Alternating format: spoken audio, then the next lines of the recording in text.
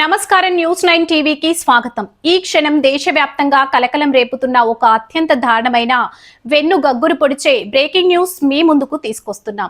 ప్రశాంతంగా సాగిపోతున్న రైలు ప్రయాణం క్షణాల్లో ఓ పీడకలలాగా మారింది రద్దీగా ఉండే రైలు బోగి. వందలాది మంది ప్రయాణికులు, కానీ వాళ్ళ మధ్యనే పొంచి ఉంది మృత్యువు.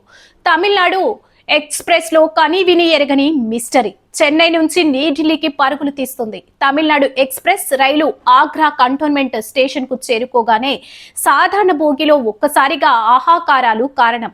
ఓ అనాథ ట్రాలీ బ్యాగ్ సీట్ కింద అనుమానాస్పదంగా ఉన్న ఆ బ్యాగ్ ప్రయాణికులకు ఏకంగా మృత్యువును పరిచయం చేస్తుంది. అవును, మీరు వింటున్నది అక్షరాల నిజం. ఎవరూ పట్టించుకొని ఆ ట్రాలీ బ్యాగ్ ను తెరిచి చూడగానే అందులో కుక్కి పెట్టిన ఒక మృతదేహం, రక్తం గడ్డకట్టే ఈ ఘోర దృశ్యాన్ని చూసి ప్రయాణికుల ప్రాణాలు గుప్పెట్లో పెట్టుకుని వణికిపోయారు. ఒకటే పరుగులు. బోగిలో అసలు ఏం జరుగుతుందో అర్థం కాని భయానక వాతావరణం. 139 నెంబర్కి అందిన ఆ ఒక్క సమాచారంతో ఆగ్రా జీఆర్పీ, ఆర్పీఎఫ్ పోలీసుల గుండెల్లో రైళ్లు పరిగెత్తాయి. ఉటావుటిన రంగంలోకి దిగిన బలగాలు బోగిని తమ ఆధీనంలోకి తీసుకున్నాయి. బ్యాగ్ ను స్వాధీనం చేసుకుని దర్యాప్తు ప్రారంభించాయి. కానీ ఇక్కడే మొదలయ్యాయి అసలైన ప్రశ్నలు.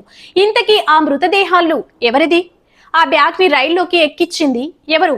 చెన్నైలోనే ఎక్కించారా, లేక దారి మధ్యలో ఏదైనా స్టేషన్ లో ఈ దారుణం జరిగిందా? వందలాది మంది ఉన్న జనరల్ బోగిలోకి ఒక మృతదేహాన్ని అంత సులువుగా ఎలా తీసుకురాగాలి? ఇది పక్కా ప్లాన్ ప్రకారం జరిగిన ప్రచ్ఛన్న హత్యేనా?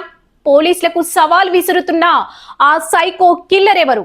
సమాధానం దొరకని ఎన్నో ప్రశ్నలు, వీడని మిస్టరీ.